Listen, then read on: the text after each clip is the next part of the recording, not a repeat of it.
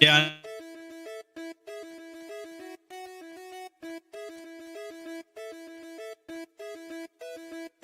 You found the coolest place to be, the PlayStation collecting season. Come on, won't you sing with me? Welcome to the show. Gather round the boys and girls, collectors from around the world. And show the people what they need to know.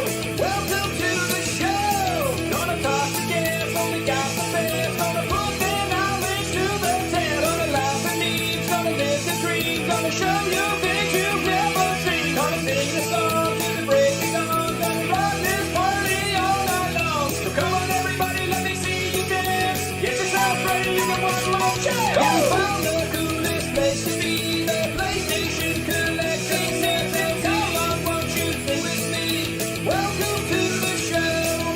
Gather round the boys and girls, collectors from around the world. And show the people what they need to know. Welcome to the show. Welcome to the show. Welcome to the show. Welcome to the show. Hey. Hey. What's up, everyone? Welcome to the PlayStation Collectors Podcast, Season 4, Episode 29. Although I do realize it's actually Episode 28. I remember I thought there was something wrong.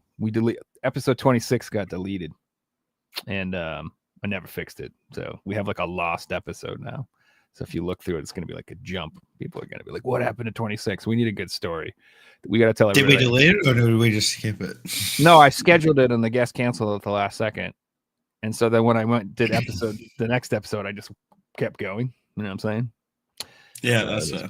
But we got to make up a cool story. I'm going to tell everybody we had like Marilyn Manson on, and he took a shit on We stage. could like record a show and release it somewhere on the internet and just let everyone try and find it. That's cool. What we should do is we should like film like an episode that's not live and like script it all and make it completely batshit insane, and then be like, "This is why we couldn't have it on there." We'll put it on a USB and donate it to like a Goodwill, and there'll be a lost episode somewhere. It's lost media, and you gotta find it. Oh, man. The scavenger hunt. That'll be the only copy. Someone will buy this USB and be like, "What's this shit?" I know, exactly. Some old nana. Just throw it away. You found the lost episode. Welcome. Anyway, my name's Joe Red. My co-host with me, joining me as always, is Mr. Figsy. Hey. What's up? What's up? And yeah, we are back in the new year. We figured we'd jump on, do a show for you guys, talk about what games we're looking forward to this year, what we're looking forward to doing with our collections this year, if we got any plans on buying certain games or moving into different systems or collecting certain sets, or games that are getting released to play, games that are getting released for our collections. Yeah, it should be exciting. Also, we're going to talk about what we've been up to the last few weeks, what we've been playing. Mm-hmm. Yeah, and if you guys enjoy it, we'd also like to hear from you as well. So drop by some comments below in the video and let us know, what are you planning on doing in 2025? You're going to buy more? You're going to sell more? You're going to looking forward to games? You hate games now? You're retiring? People are all over the map. And not just collecting, like there's multiple hobbies. Like for me, collecting's one hobby, but gaming's a different hobby. Mm-hmm. You know, I've got plans for my collection in 2025. I got plans for what I'm playing in 2025 too. So it's true. It's cool. I'm trying to put more like effort into like planning on my backlog a bit and stop. I thought about doing that. I thought about like making a spreadsheet of all the games I want to finish, and I just take a stack, put them out there, put them in the forefront. Like, you should play. No. I hate games. If I get a game for my PS5, I put the case away right away. I hate having it missing from the collection. Yeah, I'm not as organized as you guys. I'm a little bit of chaos in my collection. Yeah, that's fair. I also have space, so when you have space, you can do that. You know, you can leave. Yeah, I have lots of space. Yeah. I can see that. It's good to run out of space in a way. It really, honestly, curbed my spending. I'll give it that. And I was like, I'm not just buying shit for the sake of it. Like, I really am like very focused on what I'm getting lately, which is also why I've got. You'll see a collector's edition and you think about like I don't, not the whole like, do I want this? It's like, would this fit in my room? Or That's should I true. just get the standard version because that'll fit? Yeah, everybody was showing off their Black Myth Wukong collector's editions they were getting sent out. And I was like, these things are cool, but holy crap, it's enormous. I'm like, what do I would looked have at to that. take I the wanted box to bitch about that because it's all done like this promotional thing for this app. And I looked at it and I thought it was crap. But the way people talk about it is like they all love it and it's amazing, and it wasn't. So I mean, it wasn't bad. I thought the statue was nice. I thought the steelbook. No, not the statue, the app. I'm just talking about the Oh, you're app. talking about the itself. app. I thought you were talking about the collector's Yeah, edition. yeah. I don't know much about it. I'll be honest. I don't know what it is. It's like a gaming app, you know. Yeah, Not a fucking thing they can run down our throats. I don't want to talk about something I know absolutely nothing about, to be fair. So I'm just gonna probably pass. I'm not a big fan of people promoting shit that they're doing just to get free stuff, where rather than organic posts, where I know it's all these days you're paying influencers to promote your shit. But what happened to the days of someone found something cool and they just talked about it? Like, we don't see that shit anymore, you know.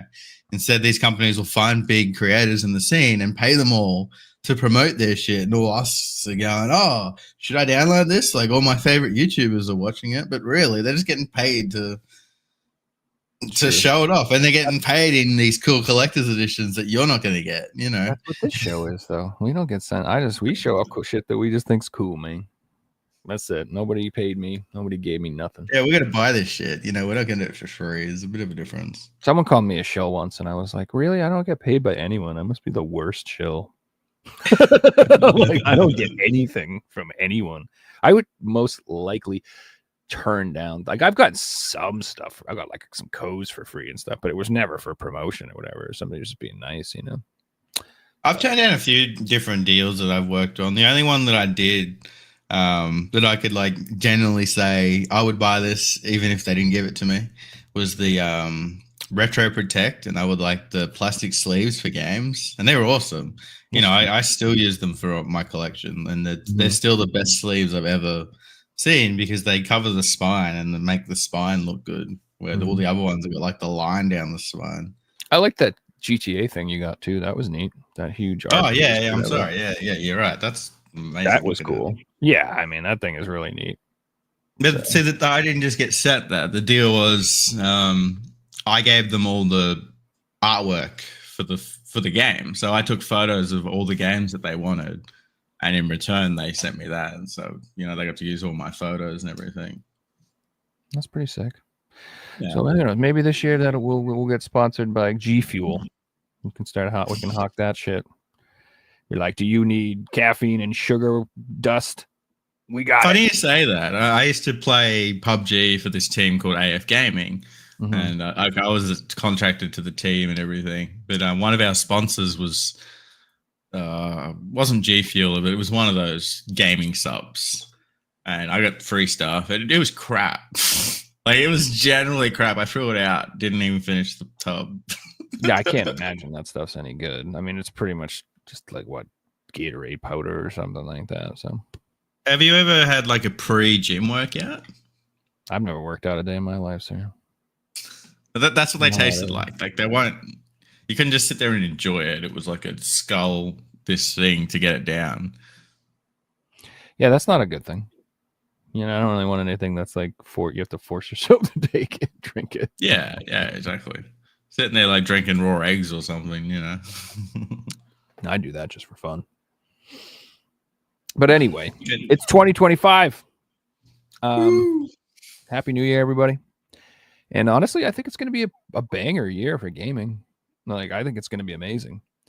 A lot of people look back on 2024 and they thought it was kind of poo-poo. I'm assuming. I don't think it was the best year, but I thought it wasn't bad. But I think this year is going to be amazing. Like, I truly do. I think we got a lot of stuff coming up. And I think the key to that is what happens with Grand Theft Auto, because that could influence a lot of releases in terms of, like, if it sets a date October this year, games might get pushed back to next year, or vice versa could happen. Gets delayed till next year. Suddenly we get all these extra games and stuff, you know. it's definitely going to suck all the air out of the room, so to speak, when it releases, and it's going to be, what most people are playing. But you never know, man. Like, I remember the hype for Cyberpunk was insane, and then when it finally launched, it was an absolute disaster. So you never know. Maybe it could be a huge disaster. You never know. Yeah, but it I would be doubt like it. if The Witcher 3 sold 150 million copies and this was the sequel. Witcher That's 4 like could be a we're disaster. comparing, we're comparing a game that's like outselling Tetris that's going to release a sequel. Oh, it'll be It's financially almost successful like no matter what. a cultural event that hasn't happened before because of how big GTA 5 was. Yeah, but I'm like, I don't know. I'm just concerned. Like, I just feel like it's going to have no teeth. It's going to have no edge. It's going to be so safe. It's going to be full of modern sensibilities. And I don't think that's what those games need. Like, I honestly don't. Like, and I feel like if that game isn't, like I've said this before, it should be the most offensive thing that's ever come out. It really should. It should be so over the top. It's so extreme. It's so edgy that if it's not, then it comes out on Wednesday, and by Friday it's already been banned, and they have to patch a couple of things out to like get. That's what we need. We need outrage articles, and we need. I can't believe this scene exists in this game, and calls for banning it. And what we need is trials with moms being like, little Billy saw this thing, and the Prime Minister and the President's going, we need to ban this game. We can't have people playing it, blah, blah, blah. Because that's what we had 25 years ago. Politicians talking about this Grand Theft Auto needs to be banned. I know. That's the good Suddenly every single person who hasn't played it's like, I need to play this before it gets banned. Exactly. And that's the thing about it that's funny is the more people complain about it, the more people are like, oh yeah, that's got to be good. And that's how it is. I've reached, most people, I feel like if critics like dislike something, I'm like, that's going to be good. Yeah. Like, I like, seriously, if I look at like the Rotten Tomato score from the critics is 20%, I'm like, I'm watching that movie. I bet it's great. I really am. The establishment critics and the professional reviewers are so out of touch with what's fun that, like, if they're offended and mad, I'm like, oh, that means it's probably fun. It's probably like a funny thing. It's amusing. So I'm looking forward to it. Well, speaking of that, Joe, I've been playing the game of the year, Astro Bot. Yeah. And I'm not impressed. I mean, I'm an old grumpy man, so I'm not the target audience, but I don't understand how that won game of the year over Black Myth Wukong. I mean, I understand it won over the DLC, but if that DLC was a standalone game, that's one of the best games I've ever played. And then Balatro, like I 3 games that I'm like, this is the best thing I've played in a long time, and I can't get into Astro Bot. I'm still gonna play it, but like, to me, it's no better than a Spyro game or anything. I don't know. Maybe it gets better as I play on, but I'm probably like 10 hours into it. I think the whole game's like 20 to 25 hours. Yeah. I don't think it's that long, so you're probably pretty far. So again, I haven't played it, so I can't say for sure whether or not it's great or not, but I feel like it was a very safe choice. I feel like they chose that game because they figured it would be less controversial than other choices. Like if the Elden Ring but I think in doing that, it almost became more controversial. Like the reactions online weren't, people weren't happy. People were like, this game got ripped off. This game got ripped off. Metapod, the Atlas title, like everyone who's played that, I reckon it's just like, this is the new Persona. It's absolutely amazing. And I want to play that at some point. Yeah. I'm a cheapskate, cheap bastard. And like all of these new expensive games, I'm like, I'll get them. I'll play all the 24 big hits at the end of this year when they're on sale on Black Friday. I'll get Astro Bot for like $30. I'll get Metaphor for $30. You know what I mean? Like, I'm gonna wait until it's cheap. Yeah. And that will be because, once a game becomes, that popular, they just make enough copies because they're going to make money selling them. So, like, it'll be up there, Elden Ring, you can find for $30. Well, I have Elden Ring. I didn't buy the new version because it didn't come on disc with the DLC or whatever. So I'm still holding out hope that there will be a like fancy new version. There is a standalone version. It hasn't got a download code. So I'm assuming like what happens is once you put the disc in, it downloads the DLC. I just know that the Shadow of the Erdtree expansion, I don't believe is on disc anywhere. I don't think so. But the Australian version hasn't got a download. Like I looked into it this week. I'm like, I kind of want that for my collection. I looked into it. There's no download codes. It's just a disc. So Maybe it must be a case of, you know, you put it in and it installs, which that's what all these fucking games are these days. Like what was a big game I just done? I think it was Black Myth Wukong. I got it, you know, I waited for the physical version. I put it in and it downloaded the game. Like, yeah. It's not on the that's disc. just what gaming is these days, you know, like. It is, but at the same time, that doesn't mean I have to buy those games. Yeah, And, yeah. like, and when I find that out, I'll just, if I really want to play it, I will prefer the digital copy at that point. Like, I'll just be honest, like, I don't buy physical games for the sake of having something on the shelf. Like, I like having physical games for the property ownership aspect of it, that I own it and it's mine and I can use it regardless of asking anyone's permission. Like, I don't want to know, I don't want to have to use your servers. I don't want to have to download your thing. I don't want to have to ping your thing and sign in with the password to play. I don't want anything. If you put any, don't want an expiry date hanging over your head. This game expires in 2030. Play it before then. If there is any barrier between me putting the disc in and playing that game, I'm not really interested in it. Yeah, I get that. That's just how I am. So for most of my collection, I'm the same. For like my favorite series, I kind of want everything, which might cross that barrier a couple of times, but like 90% of my collection is like that. 95, I'm not perfect. maybe. I'm not perfect. And like you said, sometimes you just don't even know until you buy the fucking thing anyway. Yeah. Like, you get it. And there's like, been so many of my on the disc, surely, and then you put it in and it ain't. Yeah, so many like new PS4 5 games I've bought and you download it. And it's like, oh, well, I thought I was buying the game. But why is there 100 gig download? Like it's true.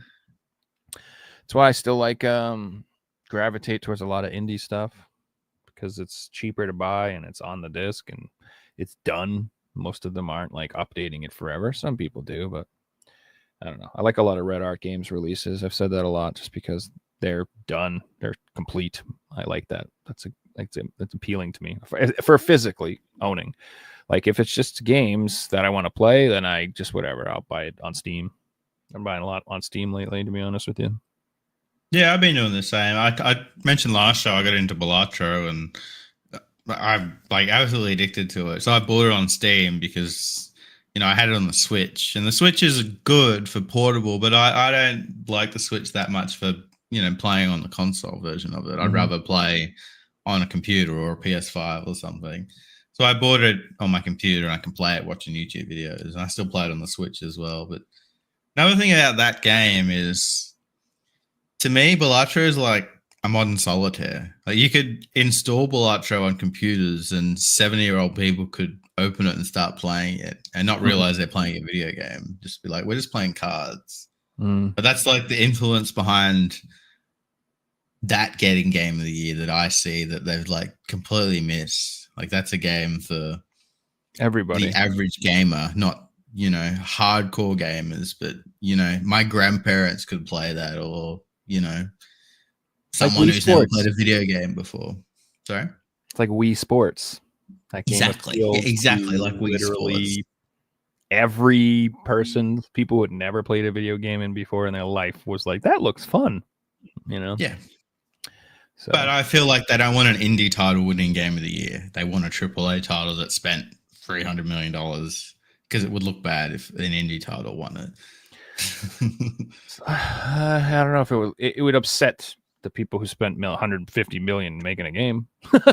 You know, what Stardew Valley? What year did that come out? Was it 2015, 2016? It didn't win game of the year. No. But if Rolling Stone just did like the top 50 games of all year, like it was like number 15 or something, like well ahead of the game that won game of the year that year. Like it's culturally become this thing.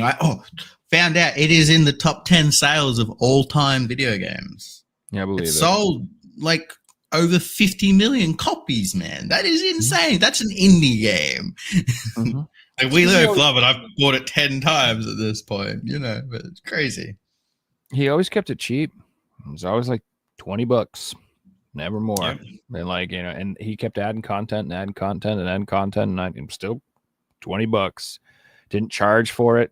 He just gives free DLC, free updates. I don't know. It's a very unique thing, that game. But I bought it on my PS4, Dude, Switch, digitally, physically, Steam. I bought it on my iPhone. that list was complete shit, just so you know. That top 50 bro. list, Okay, ready? This is the Rolling Stones top 50 disaster. video games of all time. Number 1, Breath of the Wild. But Tears of the Kingdom didn't make the top 50. And it's a better fucking game. How does that work? I don't know, man. That whole list gave me a migraine. The stuff that was on there. NBA 2K11 was on the list. I know. But like, I'm like, what the fuck is this shit? I don't even think Chrono Trigger was on there. I don't think there were so many games. I don't think Super Mario 3 was on there. I mean, there was so much stuff that I was like, are you kidding me? Like, just kidding. I feel like the person who made that list was on there, and I'm sorry, but like, I don't know. If you're gonna talk about games of all time, like, you gotta talk about Pac-Man and Donkey Kong and stuff. Like, I'm sorry, it's just those were iconic games that started the whole fucking industry. I don't know. It's a tough thing. So to pick only 50 games is like impossible. You got to figure there's like how many games are out there? 100,000s. There's probably so many games out there these days. So I understand how difficult it is, but I don't know. They dropped the ball.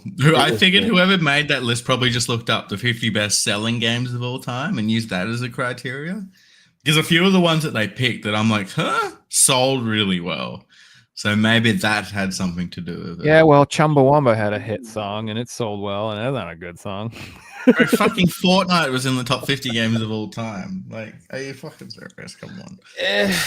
I guess Fortnite is a cultural phenomenon, so I could see it making the list. It wouldn't be in my list, but that's the end of the day.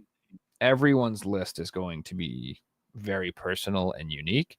And the other thing is, if you're going to make a list like that, you really do need to define the criteria of what you're using. Like, is it the most sales? Is that like we looked at all the games and we went, this is how we ranked them: best selling, is how many years was it in production, blah blah blah, how many awards did it win. If you like set it out, the editor's opinion, and the editor's a 50-year-old man who's been playing games from the 80s, or an 18-year-old kid who plays Fortnite.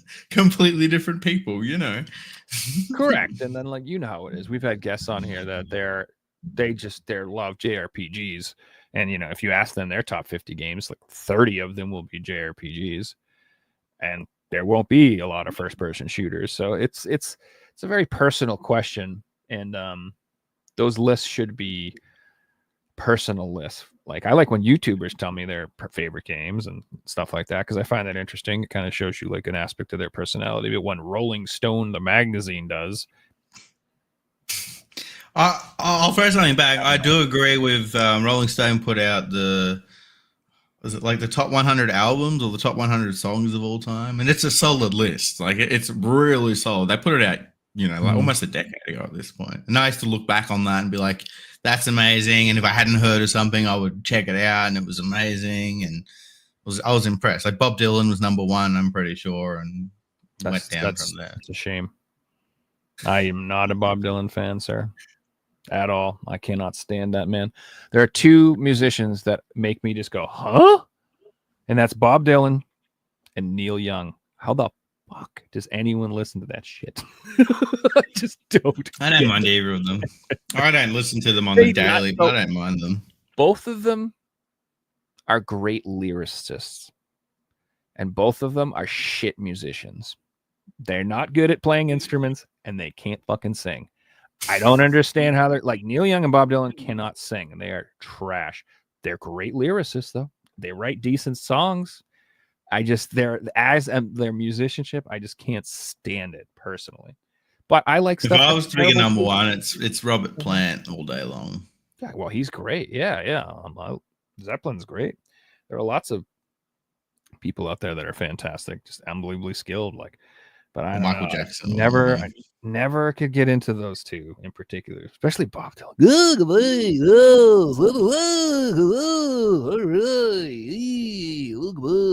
What? And then I don't Neil mind a Young is couple of just his as bad. songs. I'm a man going downtown, ready, home. Help me. What was the band Bob Dylan was in? Like, sorry, what? Say what? Was he in a band? Who? Bob Neil Dylan? Young? Bob Dylan was No, he in a Bob band? Dylan. I think he was in the Traveling Wilburys for a minute, maybe. That was like a super group that had like Roy Orbison, Tom Petty, George Harrison was in that. I think Dylan was in that for a minute. I don't know. I'm not a Traveling Wilburys expert, but I do believe he was involved in that. But yeah, he was always. I like Tom Petty. Tom Tom Petty Petty's was my great. number one artist of 2024. Dude, Tom Petty's fantastic. I really like him. He's fantastic. I really like George Harrison, and I really like Roy Orbison too. I actually love Roy Orbison. He's fantastic. Really was. Some old timey music. He the one that sings the Docks Down the Bay. I don't know. Not He the did. name of the He's song, done but- tons of stuff. But the favorite song is that, 'cause I'll be crying. You heard that song? Crying. I've probably heard of it, but it doesn't ring any bells. I don't know. I'm not a good singer really either. So. That's what I'm looking forward to in 2025. Roy Orbison tunes. No, We'll but go skip a topic and go what we've been playing, Joe. It's been a couple of weeks. Have you been getting into any new games? yes, I have. I've been playing Fantasian Neo Dimension. Oh, yeah, you mentioned that. RPG. And yeah, RPGs are tough. It takes so long to get through, but I'm probably like 25 hours, 30 hours into it or something like that. I love it. Like, is it? I find once you get 20 hours, you know if you're gonna finish it or not. Oh, I'm definitely gonna finish this game. Okay, yeah, nice. So it's I think it's absolutely fantastic. I think it really does remind me of an old school Final Fantasy game. So if you do like Final Fantasy 7, 8, something like that, like it's gonna be pretty comfortable in that regard. The music is outstanding. Absolutely love it. The combat is really fun. I enjoy it. I think it's clever. It's like a fresh take on old school turn-based combat. So it's like regular turn-based combat, but they give you like area of effect spells, and you can like curve your attacks to hit multiple enemies, and you can try like maximize your strategy by doing that. And then it has this really cool thing too, where you know how normally in an RPG you just get random encounters every few minutes, and you just walk around and pulls you into an encounter. Well, this thing, if you can still play like that if you want, but if you want, you can also turn on this device that like builds up your enemies.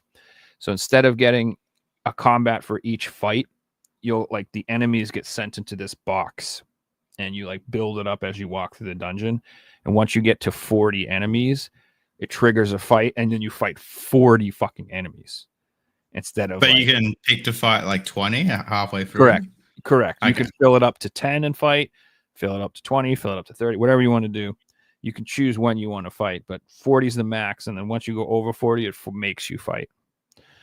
And it's really interesting. And sometimes it's really not a good idea to let it build up to 40. That's, yeah. See, and it's like you won't even know it was a terrible idea until the first time you do it in that area, and you realize that like it's like some enemies have the ability to like block your attacks, and like if you get a bad combo and there's like 4 or 5 of those enemies up front, what ends up happening is you know how I said you can like curve your attacks and hit multiple things. Well, these guys will block your attacks so that you can't hit multiple enemies, and then you get overwhelmed because you got like 30 things attacking you, and it's it's a pain in the ass.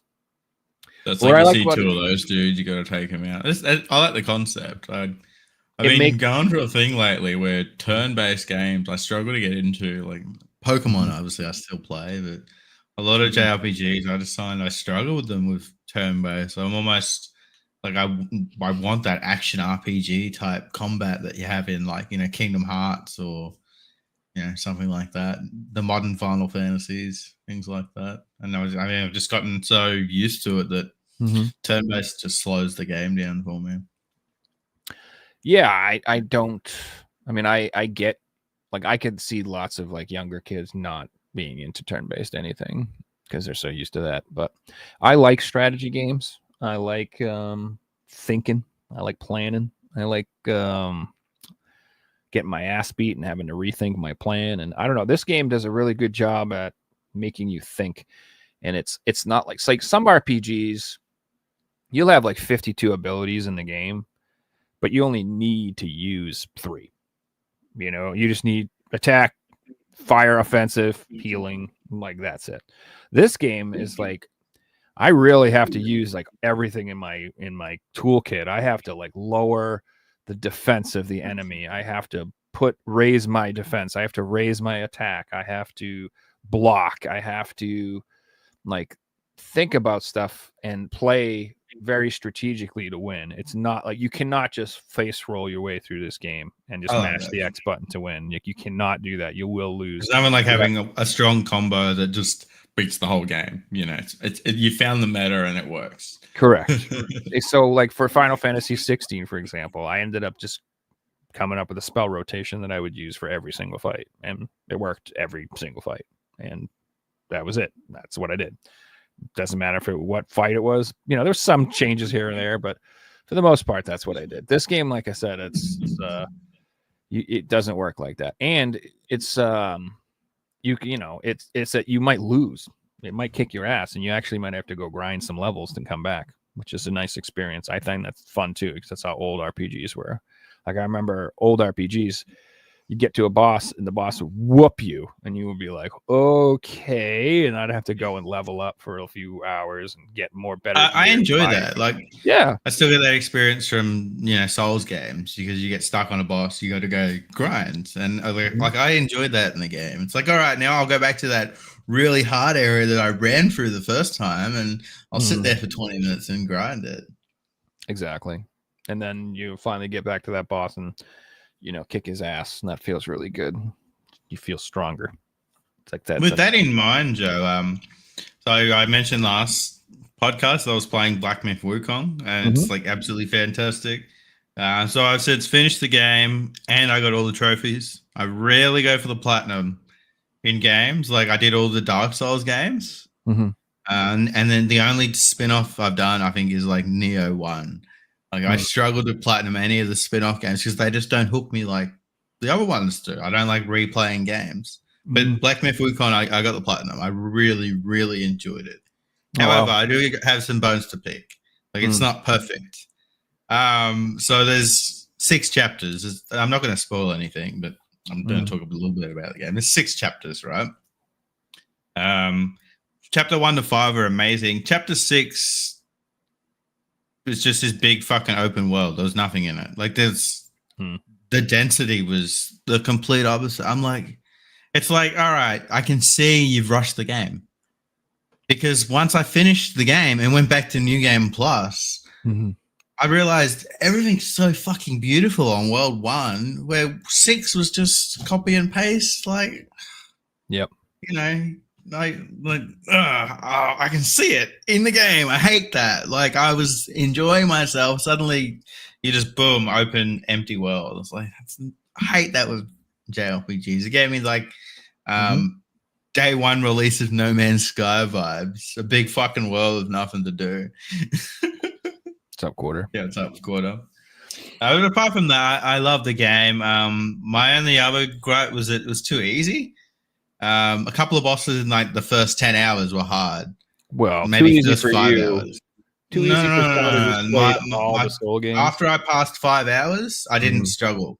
Like I was 1-2-shotting bosses. It was easy. It was too easy. Where Dark Souls games, every single boss you fight, you feel like you struggled to beat this thing. You know, my memories of Souls games is I got stuck on the 2nd boss, the 5th boss, the 9th boss, got stuck on the last boss. This game here, the tutorial boss was hard. and then it didn't get hard again until the final boss, which like it went from this difficulty straight to that.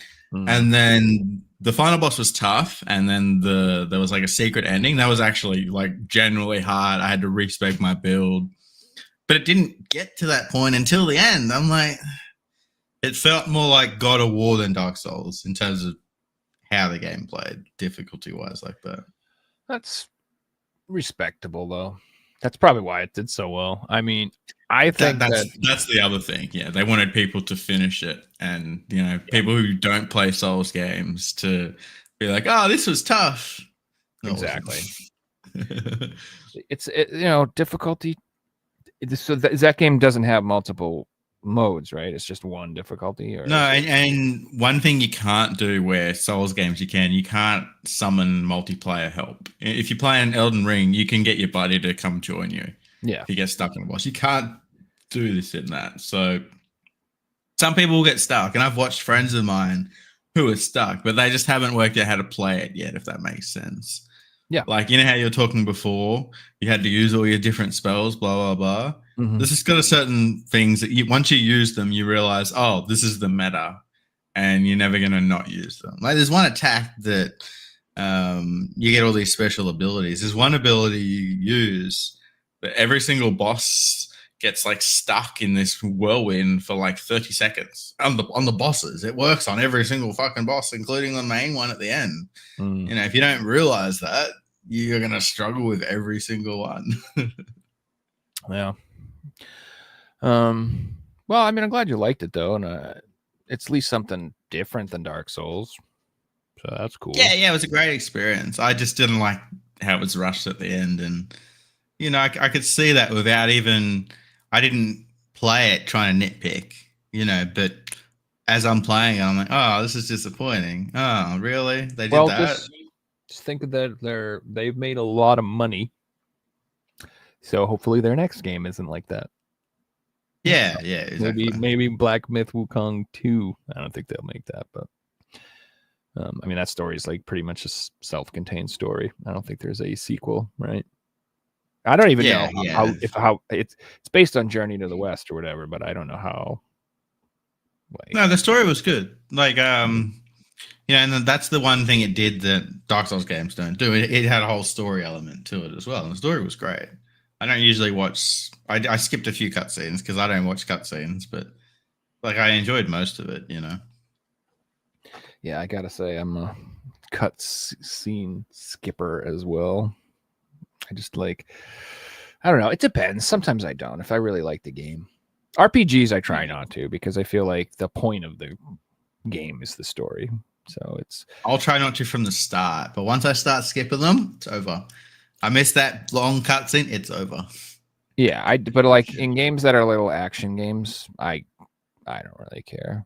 Like I don't care what the story. So I like shmups obviously a lot, and there are some shmups that try to introduce a story element, and that's cool because that's neat, you know what I mean? But at the same time, I'm like, I don't need a story. Like I'm a little spaceship. That's a big scary spaceship. I gotta blow up the big spaceship. That's the story. Yeah. I don't need to know why. I don't need to know who's in there.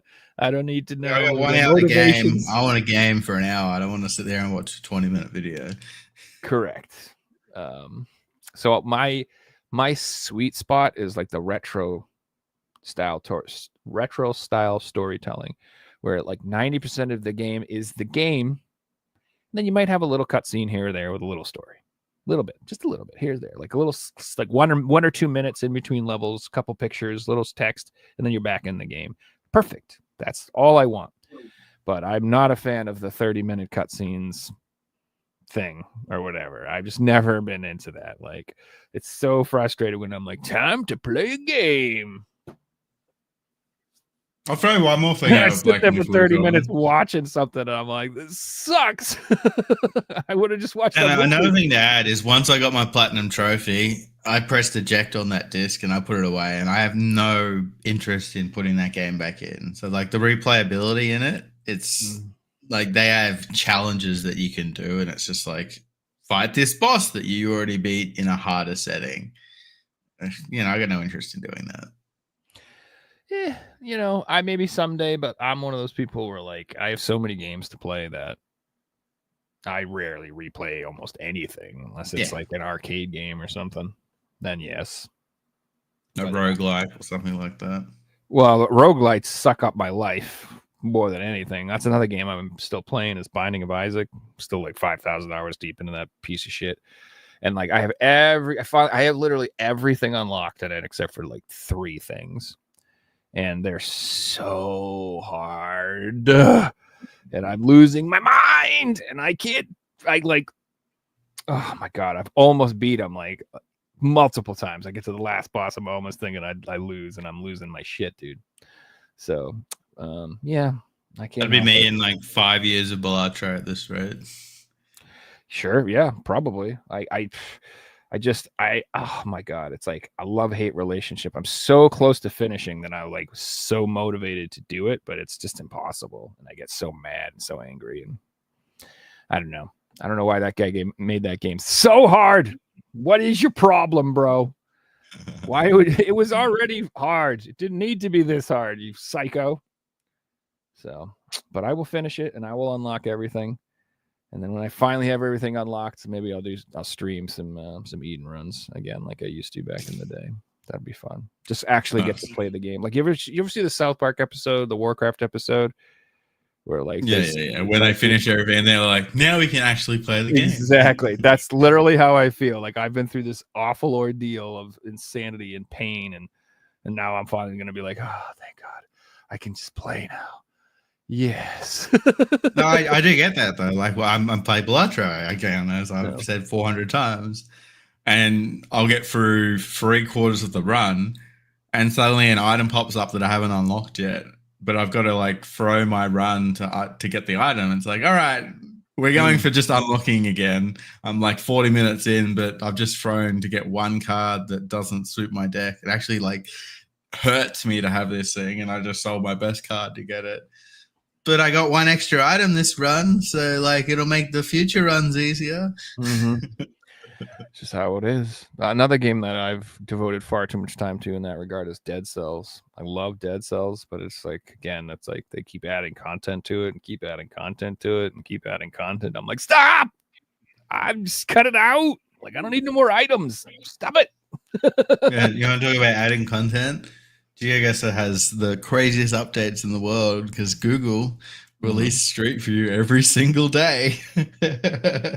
So the world is changing every single day, and there's always new roads and new streets and new coverage. We always talk about like when some new coverage drops, it's like new DLC. But yeah, it's interesting because the game updates itself where it doesn't have to do anything. It's new. Google's doing it all for you. Well, speaking of updated maps, I do want to say that the fires out in LA are terrible. And yeah, man, it's crazy what's going on in LA right now. I hope everybody's okay. I mean, if anybody watches the show who was affected or displaced, that sucks. Or if your family members are, I'm sorry to hear that. And I know this is such a stupid piece of shit thing to think, but every time I watch that, I'm like, that could be my collection. Yeah, I was gonna say, I hope no one's collections in the middle of that, which I'm sure there's like dude, true nightmare fuel. Like, full game store is going to be going up and stuff, so there's like, going to be a lot of stuff. And I know it's just stuff, but it's curated over decades, and it's impossible to rebuild this collection. It would be impossible. I mean, first of all, I couldn't afford it because everything's 10 times more expensive than when I bought it. And it's just, so customized, and the memories and every little thing. And I don't know, it would just, it's just terrible. The whole thing sucks. So I hope everybody. And it's not just, that's every single person who's lost their house has got their lives in there. They might collect something else, or, they've curated their houses to the way they want it. And like, there's plenty of minimalists out there that can get it back, but people who have built rooms and stuff dedicated to a certain hobby, they've obviously lost them. But at this time, you just got to think, hopefully they've got insurance. Hopefully, their pets and everything got out, and they're all safe. You'd see me like on the roof with the fucking spray bottle. Like, no, fucking no, sir, you need to evacuate. Never, fuck you. Yeah, exactly. I'd be like in the room, my game's in a pile. I'd be lying on it with a fire blanket, like, no, fucking. I've seen photos of collections that have burnt down, and it's heartbreaking. That sucks. Yeah, I mean, it like I it's said, people- floods are bad, but fires are the worst thing that could happen to a collection. Mm. Is that, Yeah. Actually, Flood- one thing that you'd be surprised is the discs still work. Yeah, I could see that. Crazy, right? Like the games are all singed, but the discs still work. So at least you can play the games. Yeah. Same with floods, the discs are still going to work once they dry off. Mm-hmm. Well, a flood, I would think, only would damage part of your collection, the lower part, unless your whole house is completely underwater, which does happen. But yeah, I don't want to say which is worse. They both suck. There's a part of me, like, I live in New England, and it's very expensive to live in New England. And like, I've thought like it's about moving to other parts of the country, but then I just see all this shit all the time, and I'm like, man, tornadoes and hurricanes and fires and earthquakes and shit everywhere. I'm like, I can see maybe why it's expensive to live up here. At least that. But then there'll be happen. certain areas that don't insure for floods because they happen so often, or don't insure for fires because they're predicted to happen.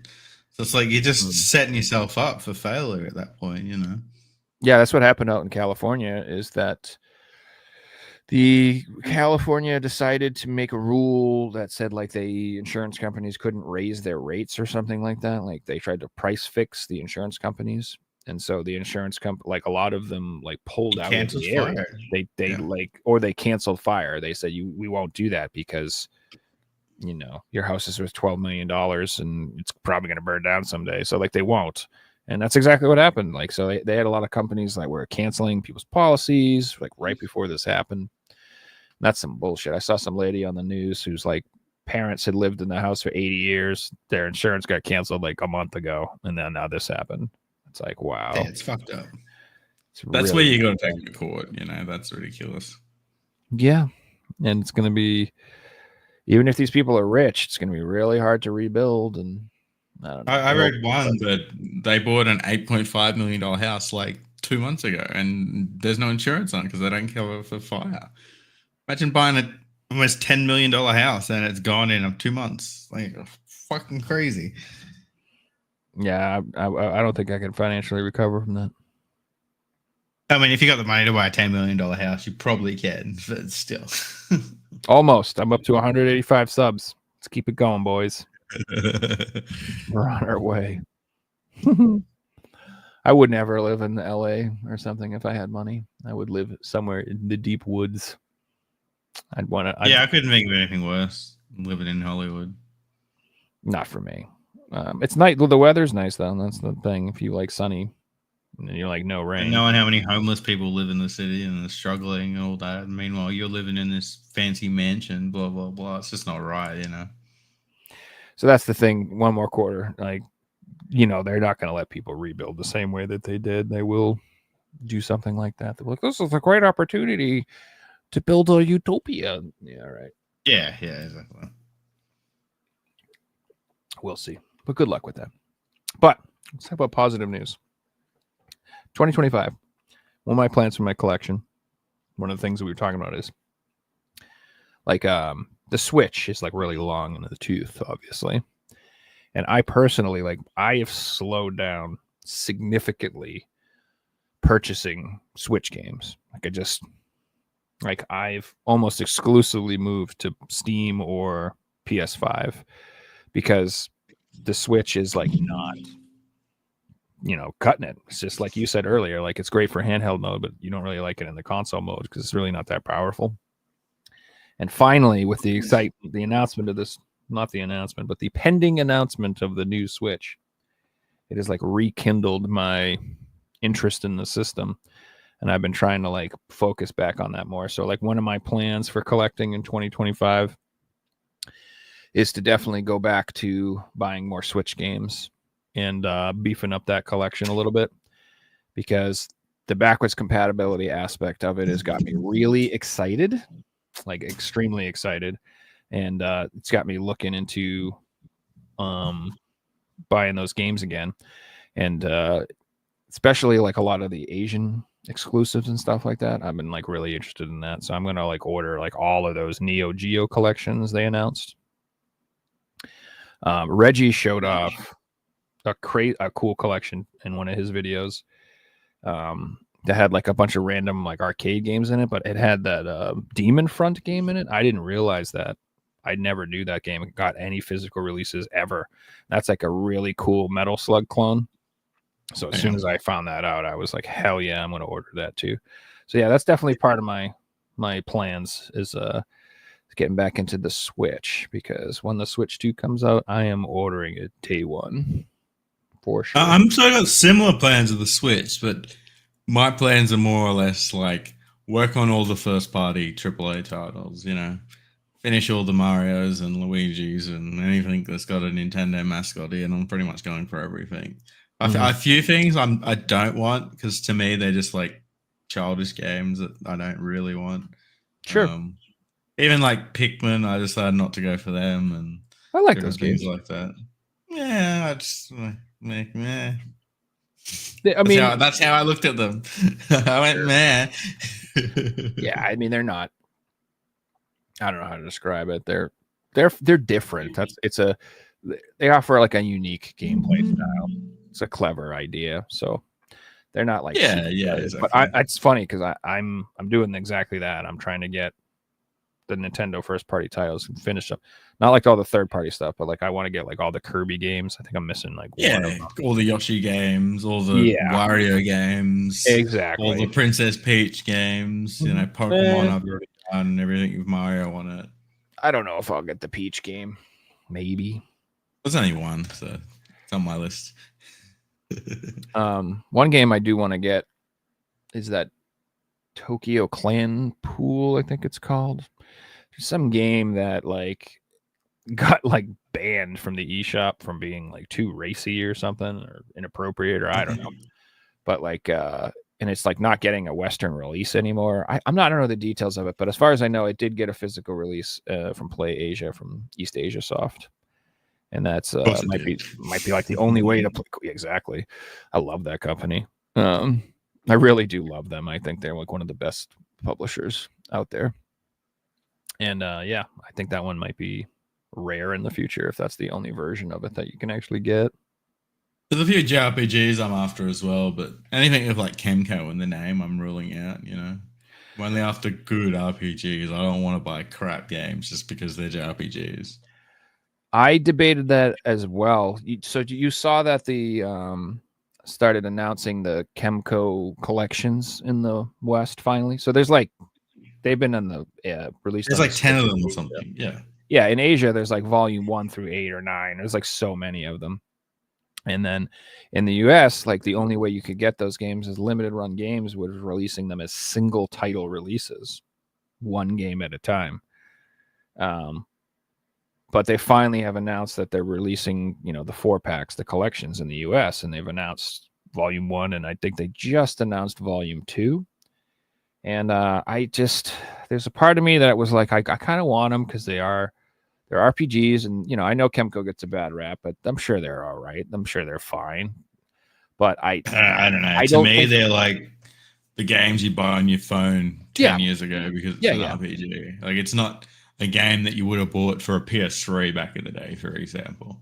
Yes. Or a 360. Exactly. And I've tried to stop buying things that I think are going to, for the, you know, I like some things in my collection I have because I think they're collectible, not because I want to play the games. And I'm trying to move away from that. And I know that I would never actually play those damn things. So I've passed on collecting those for now. But the FOMO in me is really getting me is that, I don't know if you saw it, but they have a Switch release and a PS5 release, but they also announced a exclusive PS4 version of the Kemco RPG series Volume 1. And it's only available on VGP's website or from the developer's direct website. It's the only place you can get it. So, and I think they said they're only going to make 500 copies for each site, so 1,000 copies, whatever. So it's going to be super rare because it's an RPG. It's a super late release on the PS4. It only gets a limited release through these couple of stores, so it's definitely going to be one of those rarer PS4 games. But it's crap. I don't want to play it. I don't know, so it's like tough to put it in the collection. I saw I got like 3 messages the other day when Limited Legacy Games dropped their new PS4 games. Mhm. And I checked them both out on YouTube. I went, all right, I'm going to make my own opinion on these games. And I checked out the gameplay. And one of them looks like an Atari game that looked okay. The other one's like a 10-second platinum. Like it's got the record for the quickest platinum you can get in gaming. It just looks like it looks like a game that you'd spend 99 cents on and feel like you were ripped off. I'm not buying this shit. I'm like, there's no way I'm buying this stuff. And someone's like, you getting them things? I'm like, no, they're crap. And he's like, yeah, you make a good point. I'm like, I don't want to spend my money on that. Like, there's generally amazing games out there that I want. I don't want to buy this shit, Yeah, I mean, I get you. I mean, I did buy them. I'm not gonna lie to you. I ordered them both, but I like Atari. So it's one of them looks up your alley, but the other one looks shit. I'll be honest. Like, you should look up gameplay and be like, "Oh, this is what I bought." No, I did. You're right. I'm not debating that fact that they do not look great.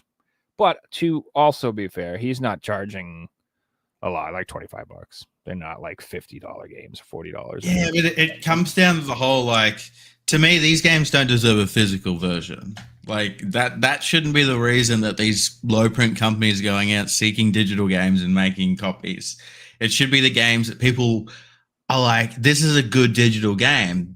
We're going to make a version of it because people enjoy it. Like it completely goes against what this was to start. It's just like, it's a digital game, so we can print PS4 copies of it and charge $25. Like, Speed Coast. Okay. Tokyo Clan Pool is available in the West on GOG. That's good to know. It's like you and me, Joe, could jump on Flash and fucking make something and sell 1,000 copies of it on PS4. Yeah, true. I mean, you're not wrong. I just, I don't know. I guess I'm more.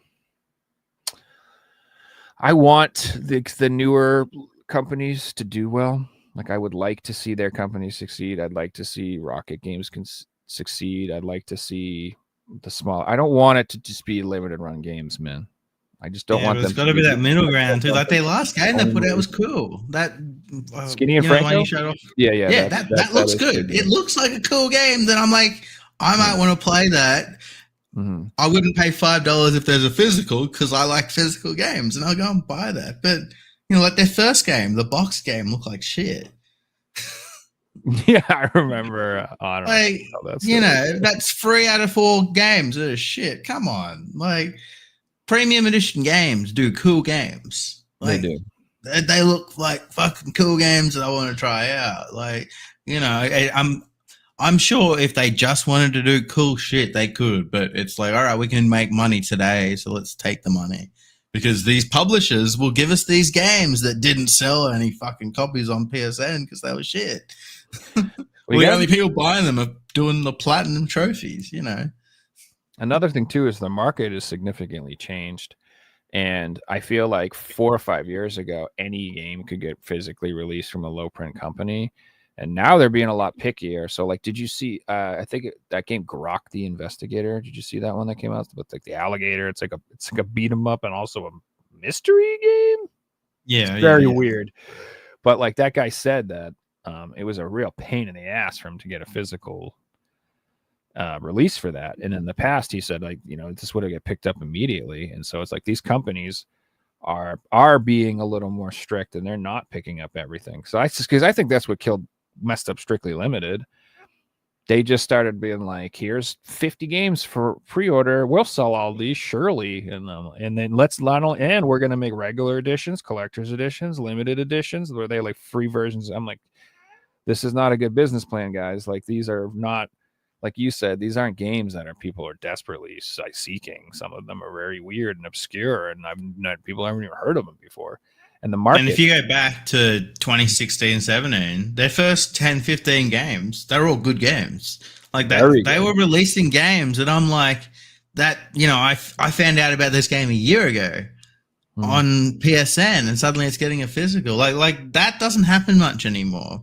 I remember when this first started, we're getting games like Salt and Sanctuary. Suddenly it's getting a physical. Firewatch, it's getting a physical. Like, it was exciting because these games were cool. Yeah. They were like, you got to try this. And in my head, I'm like, well, I'm a collector. Like, I only want to try it if it's got a physical because I like to own my games. And God, I that wish was I could happening. buy And one. now it's a lot of these times, the first time I hear about it is when these companies announce it. How do you Exactly. get excited for something you've never heard of before? It's got to be tough, but it still happens. Like I said, I still think Red Art Games is the shit. I think they're awesome, man. They have a couple new games they just announced. I think are really cool. They have a new shmup. That looked good. Yeah, Looks I wanted to really get good. that. And then they have a new like 2D action game, I wouldn't say it's a run. It's like a run and gun. It's not Contra, but it's like, I don't know what to call it, but it looks great. And I'm excited for it. So, it does happen. Every now and then some cool stuff. I just wanted to touch on a comment that Speed Killer said. Marvel vs. Capcom Fighting Collection Arcade Classics is selling for over $200 in Australia. Been removed from the JB Hi-Fi website. Like, you cannot find a copy online. It's kind of crazy. I don't know how many copies they made, but like, the game came out 2 months ago. It's already selling for $200. That's crazy. That's for a retail insane. release. Yeah, and you guys don't have an Australian VGP. Yeah, we don't have a reprint thing over here. That doesn't happen. I wonder how much you could, Old school markets. if you could get little stickers. And Collectors don't want the stickers. no, I'm just being an ass. I'm trying to encourage you to rip people off. That's just, never mind. Funny you say that, because I've actually got a stack of the stickers, because to trade into shops back in the day, you used to have the sticker on it. So I printed my own and put them on shit when I had the American version, and then they would accept it. And that's how you got banned from GameStop, sir. No, it was like cash converters and stuff. Like, they didn't care. It just had to have the sticker on it. So I just went on the computer and printed a bunch out on paper and put sticky tape on them, and they accepted them. That's hilarious, dude. I know, right? But to them, okay, we can sell them now because there's no difference to that. And EB Games doing it. Yeah, there's no difference. On it too. Yeah, some of them do come like some of the Australian versions, like you said, are just PAL copies. They put stickers on. Yeah, like sealed like that. That's generally how they come, because then they're not allowed to be sold without the sticker. Same in Italy. Like, Italy's games can't be sold without that big silver sticker on it. But you see it in the weirdest spot sometimes. It just has to be on there to sell them. Speaking of Italy, Nicolo's going to be coming back in a show in a couple weeks. That's exciting. Nice. Nicolo. I said his name wrong. I always see his pickups. He's always picking up some really cool shit. So I know. He I don't even want to mention it on the show because I need to buy a copy. He posted this game that it was on my list. Like, I should buy that. And I forgot all about it. And now he's like, hey, this thing's fucking rare. And I'm like, no. And I went to try to find a copy and can't find one anywhere. I'm like, fuck, man. So I'm not going to mention what game it is because I need to get a copy. But I'll talk about it in a few weeks once I get mine. I forgot what it was. Yeah. It's I did see the post. I'll give you a hint. It's like a horror game that's kind of inspired by The Thing, but it ain't The Thing. If you really want to find out, join the PlayStation 4 Collectors group on Facebook. Yeah, that's true. You can just be in it. I mean, half the people watch the show probably in that group anyway, and they know what we're talking about. I'm sure there's people who watch who don't have Facebook because Facebook's fucking crap these days. So the first thing I actually did was I was like, did I buy that? Because you know how I don't know. Sometimes I'm like, did I ever pick it up? Because it was it was in my, like I said, it was on my mind. It was in my list of things to get. So I was like, maybe I have a copy. And then I looked everywhere and I'm like, no, of course not. Damn it. I've been doing that lately. I find something on eBay. I'm like, oh, this is a good price. Let me watch it and just double check that I don't own it. Walk into the game room, I've got a copy. It's like, yeah, I've learned to do that. Good thing I didn't buy that. Because I went to my collection the other day to sell some stuff, and I definitely owned 2 copies of Persona 5 Royal on the PS5, and I'm like, fuck did I do that? Because I already own 2 copies on the PS4. Like I have the regular one, and then I have the Steelbook one or whatever, and then I bought Royal on the PS5, but apparently I bought it twice, and I was just like, whatever. So I have like 10 versions of Persona 5 at this point, you know. yeah, I have quite a few. I mean, like 7 of them are different games, but still. Did you see the announcement? I don't know if you saw that, but did you see that Taki Uden on Twitter has shown and announced his PS1 FPGA system he's making? Oh, I seen something about that. Yeah, I'm excited. I'm like legitimate excited. It's basically like a Mr. Pi board inside of a PlayStation shell, and it takes actual PlayStation controllers and actual PlayStation memory cards, and it says supports PS1 games. So I don't know if that means there's going to be an actual optical drive for discs, or does he just mean like you can download and play PS1 games? So that's which probably is the case because it would be hard to fit a drive in there as well. I don't know. So if all it is an emulation FPGA Mr. type thing that has PlayStation controller ports and memory card ports, I don't know if I'm going to buy it, because I would honestly rather get a full-on Mr. at that point and just get the whole thing and have the snack adapters because the way the Mr. works is it's a little emulation box, but it's FPGA, whatever. Whatever. I'm not a technical guy. And you can buy little adapters called snack adapters that you plug in anything. You can plug in Atari controllers, Nintendo controllers, Sega controllers, TurboGrafx controllers, keyboards, mice, whatever, PlayStation controllers. They have everything, little adapters for everything. And that thing plays like everything. So, I mean, if that's all it is if it's going to just be digital content, I'd rather just get the real deal and get that, because then I could play my Atari and I could play Nintendo and I would just have that thing for everything. So we'll see. I don't know how it's going to work, but if it does play discs, if that thing plays discs, and if it's FPGA, that means it will be region free. That'd be cool. Yeah, dude, I would buy it for just that reason, just because I have a bunch of Japanese PlayStation 1 games, and I can play them on my PC. Like if you have an emulator and a disk drive, you can just pop them in and play them that way, which I do.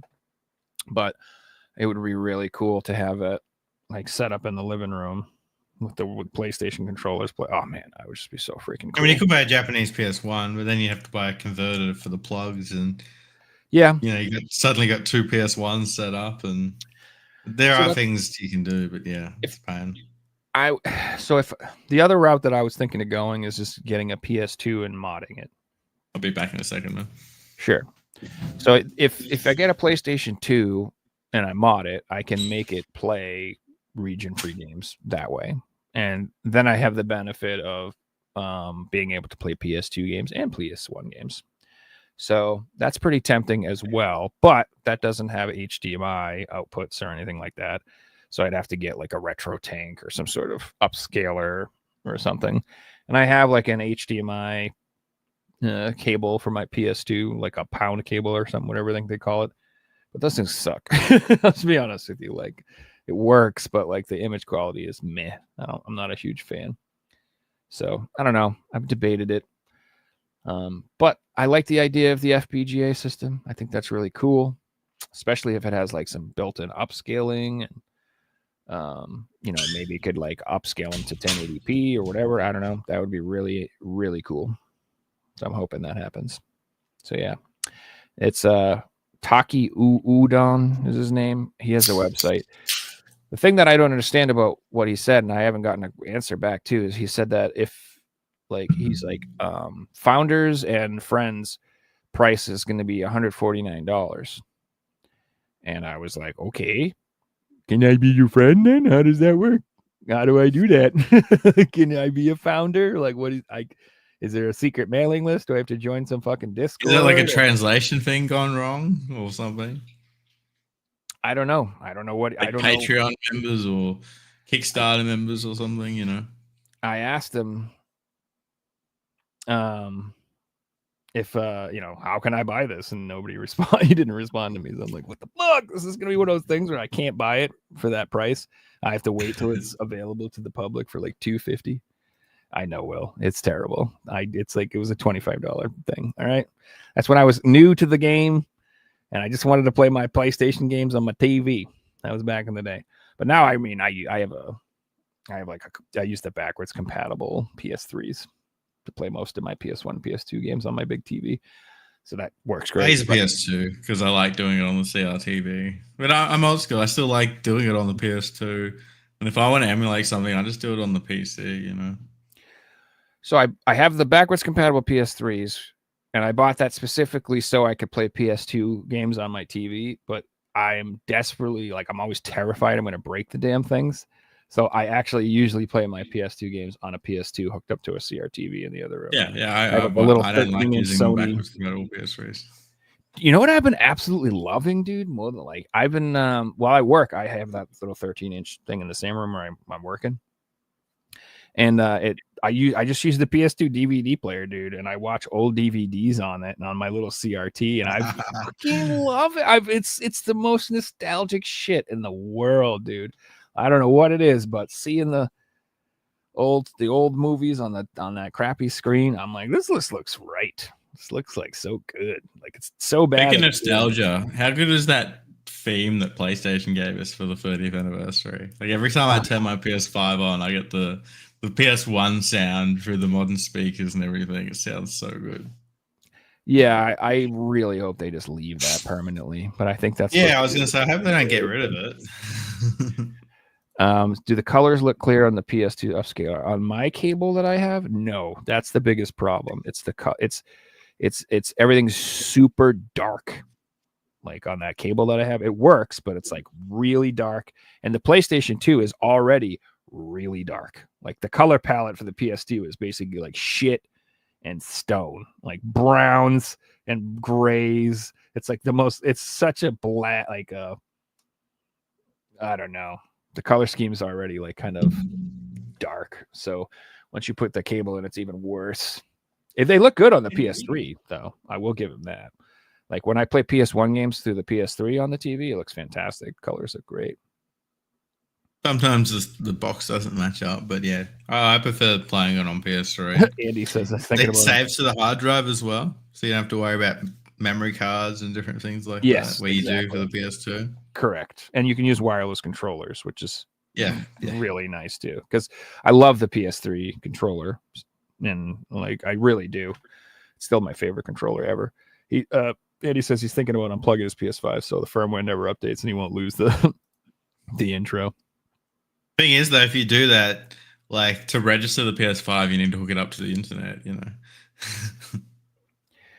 Yeah, I hate how the new like user profiles work and you have to be signed in to play and you have to do this and that and blah blah blah. Like I was having this issue the other day where I tried to use my portal and it just like kept signing into my girlfriend's account over and over and over, no matter what I fucking did. It's like, you want to play as your girlfriend? I'm like, no, motherfucker, I want you to play as me. Why can't I log my portal in under me? It would not fucking let me, to the point where I deleted my goddamn girlfriend's profile off the PS5. I was like, fucking just enough. Go away. I just deleted the whole profile. And then it was like, oh, do you want to log in under you? I'm like, yes, you piece of shit. I was losing my mind. And it was really fun. I was like so mad at the PlayStation. I was fucking furious. And I go on and then I go online. Joel from Media Glitch was streaming Ease 10. And he was having all these fucking problems getting his goddamn save file to load. And it was like corrupted file. He couldn't get it and it wasn't working. And he's just like losing his shit. And I was like, brother, I know your fucking pain. I feel you right now. Modern gaming sucks. It's just so your experience, annoying. right?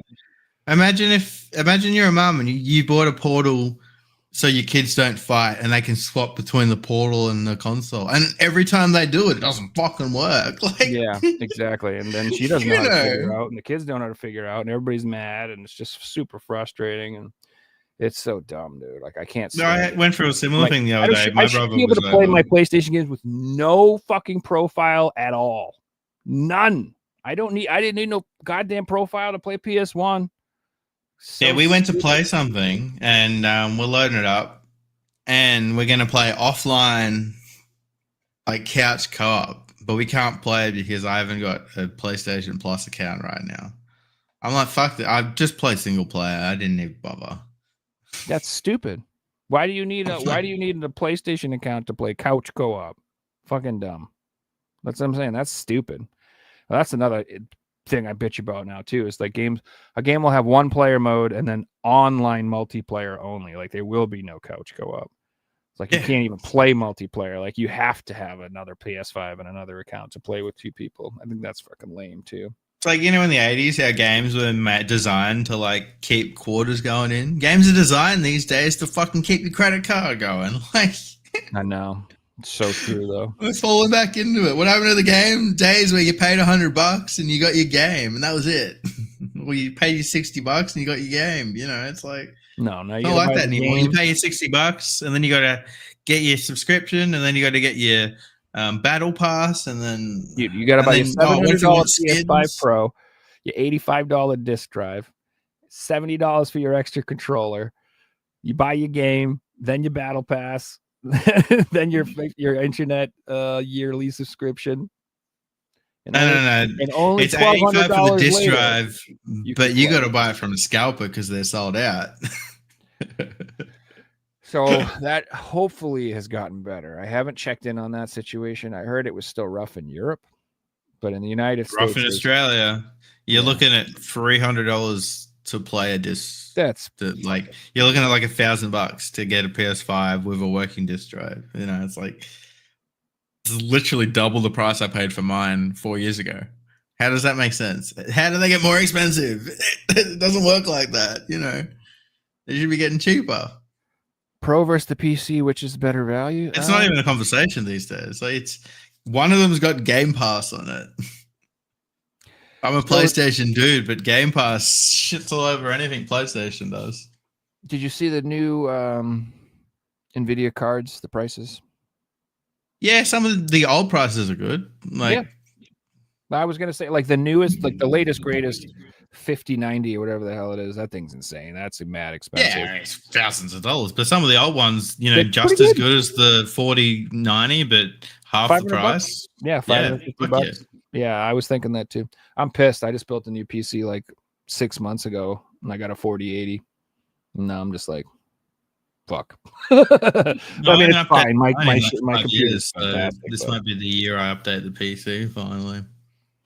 Yeah, I could honestly just throw a new card here and try to sell my old card, but I don't know. My PC, honestly, I don't need it to be like bleeding edge, lightning fast, hundreds. I mean, I'm gonna play freaking Iron Meat. I'm not gonna play. I'm not playing anything too intensive on it as it is. So, I mean, I mostly play shmups, Binding of Isaac. I'm out here playing Giga, so I'm like, I don't need to update my PC. It's fine. No, you need a 5090 to look at Google Maps, sir. Yeah. Come on now. You need that shit 100 when you pan around the thing, 180 frames per second. It's the only way to play. Well, that's the thing. I play with a still image, so there's no difference. So what I did update, a few months ago, was the monitor, because there is a difference between a 1080 and a 4K monitor when you're looking at images, Mm-hmm. I was having a game yesterday with my friends, and I'm like reading this number plate that's like 100 meters away, and they guessed the wrong country. They're like, how'd you do that? I'm like, I could see. Sorry. So what other major things are coming out this year? Are you excited about? I know the new Monster Hunter is coming out. That looks really good. I'm excited for the new Mafia game. I love Mafia, man. Yeah. It's the one that takes place in Italy. It's like old Italy. Old I enjoyed like Mafia that. 1, 2, and 3. I'm sure it's going to be offline again. It's a story game. Mhm. Great stories, those games. Like, fantastic stories. Mafia 2 is one of my favorite Mafia stories of all time. Like, up with, movies and shit. The Sopranos and the Godfather series. Like Mafia 2 story is fucking amazing. I'm hoping that this one kind of like lays path of part of that story because that game was set in like after World War One, in the 20s and 30s. After they got back from Italy, so I'm hoping they kind of like tie the two in. Yeah, I've never played the Mafia games. Man, you're missing out. I was thinking of picking them up because they have that PS4 trilogy or whatever. I think it's like 3 of them in one or something like that. It's Yeah. Like the first like one got a remaster because the first one is a tough game to play these days. So the first one's good. A few of the things didn't transfer over too good in the remaster, like the driving's harder and things like that. Mm. But the first one's good, but the second one is fantastic, and the third one is the type of game that it sort of has the same problem that Far Cry's have, where you get 50 hours in, you're just doing the same shit.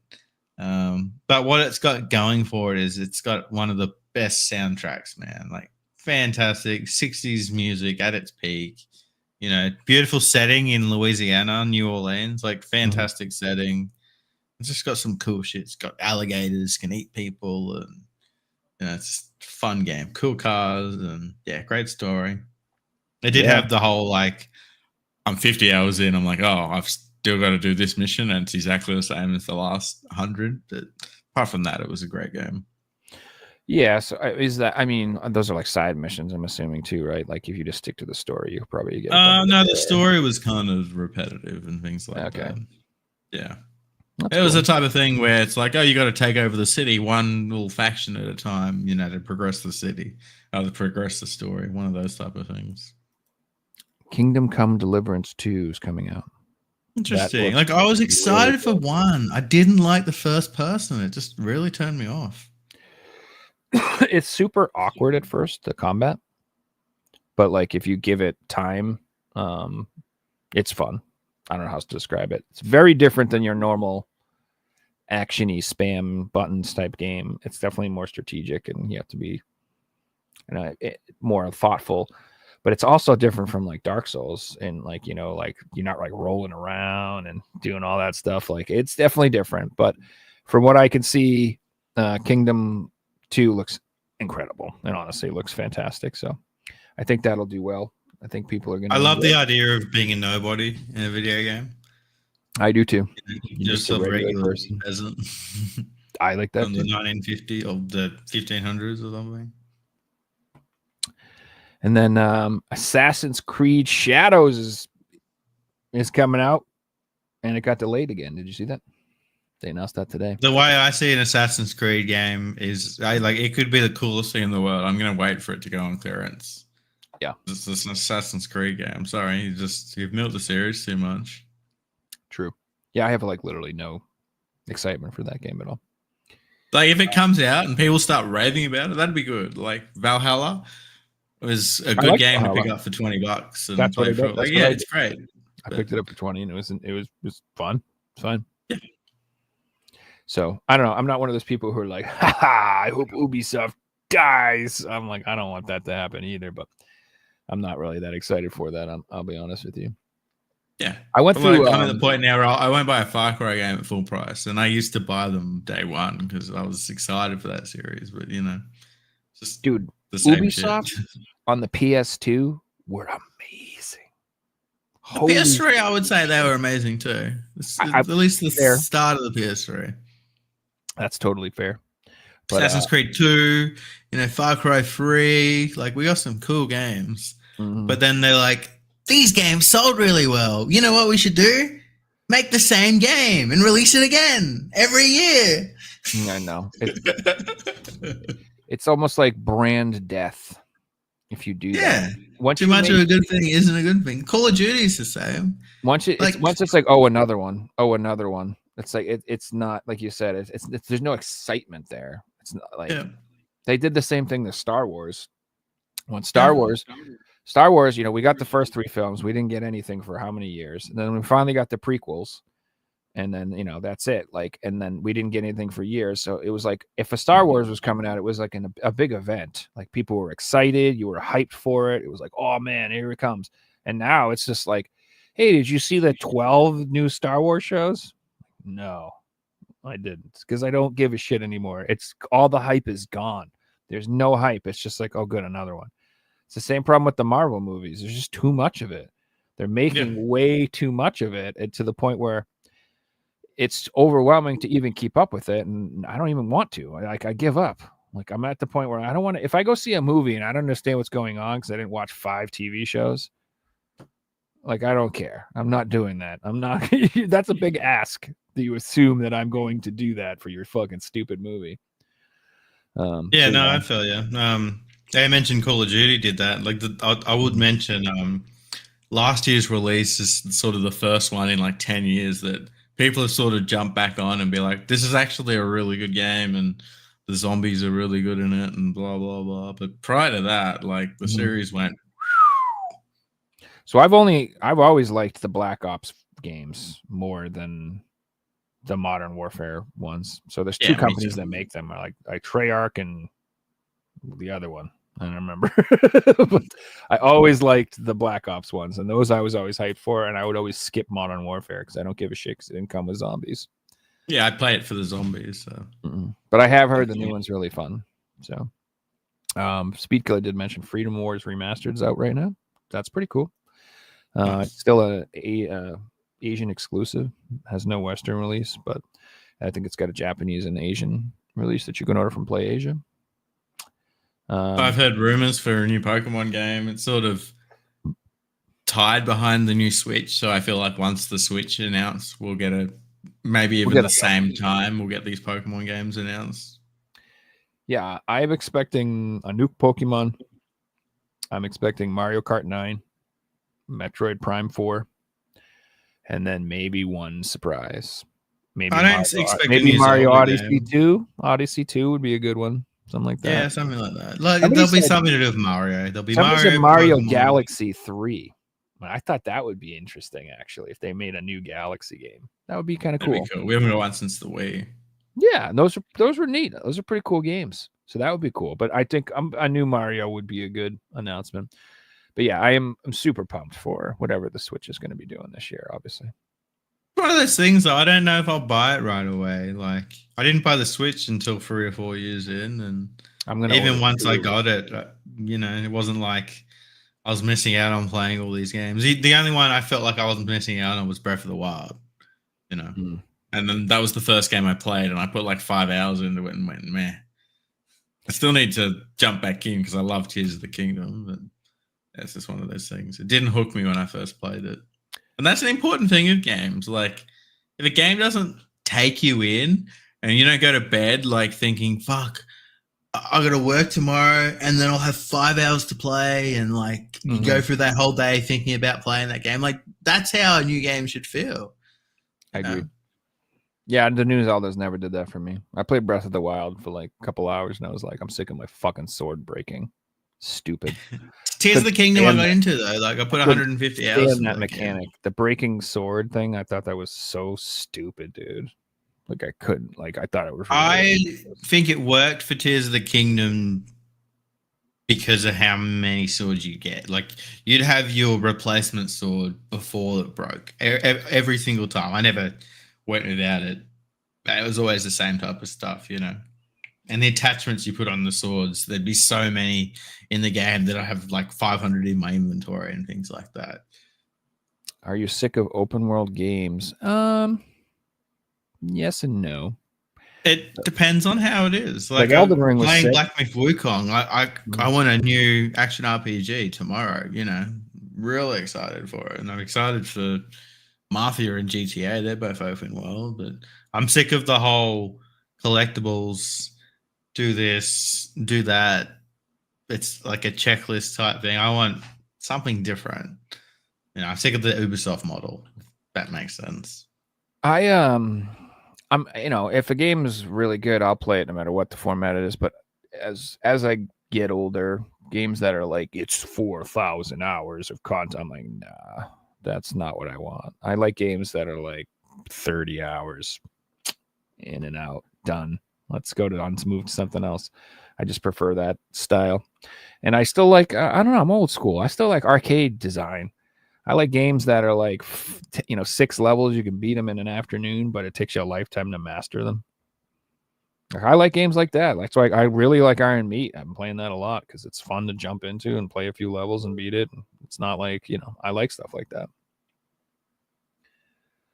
You want to get into some pickups, John? Yeah, I was just gonna say that we're like on the same page, brother.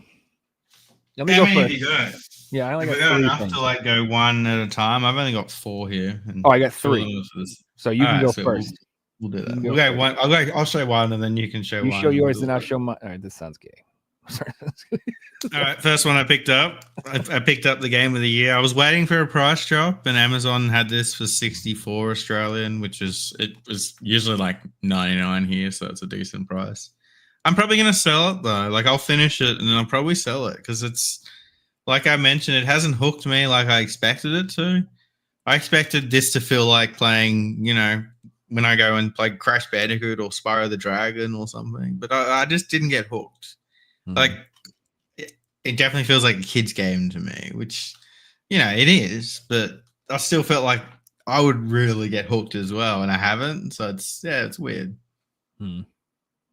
I'm not having a bad time, but I haven't returned to it in like a week. Yeah. So it hasn't hooked you, like you said. But And being game of the year, I expected. I guess I went in with higher expectations because of that. I probably wouldn't have bought it if it didn't win those awards. Blah blah blah. I would have waited until it was cheap. I'm gonna wait till it's cheap. I have a feeling it will be since it's game of the year or whatever. Yeah, it's gonna get reprinted a million times. Blah blah blah.